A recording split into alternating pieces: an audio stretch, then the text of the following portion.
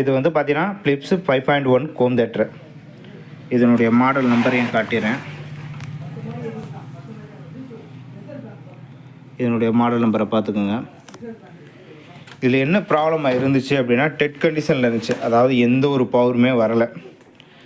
நான் என்ன பண்ணேன் அப்படின்னா, முதல்ல எந்த ஒரு பவர் வரல அப்படின்னா எஸ்எம்பிஎஸ்ஸை தானே செக் பண்ணணும் அப்படிங்கிறதுனால நான் எஸ்எம்பிஎஸ் இந்த ஏரியாவை செக் பண்ணேன். எந்த ஒரு பவருமே வரலை. ஆனால் இந்த இடத்துல வந்து பார்த்தீங்க அப்படின்னா டயோடில் வெறும் 1 வோல்ட்டு தான் வந்தது.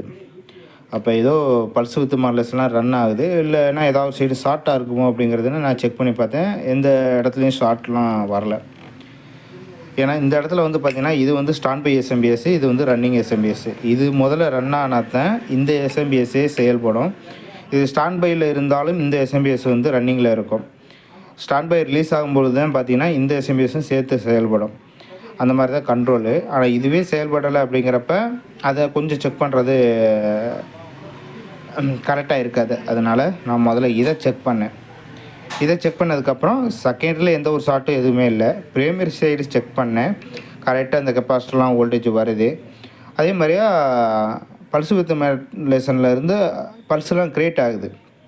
அப்போ ஏன் வரலை அப்படிங்கிறப்ப நான் செக் பண்ணும்போது இந்த டயோடு இருக்கு இல்லையா, இந்த டயோடு வந்து ஷார்ட் ஆகிருந்தது.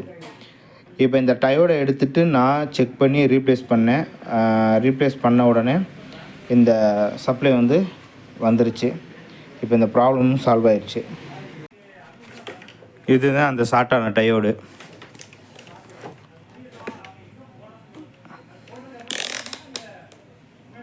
டயோடு மோடில் வச்சுருக்கேன்.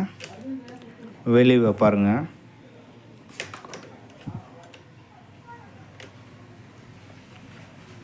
இந்த மாதிரி வேல்யூ காட்டக்கூடாது.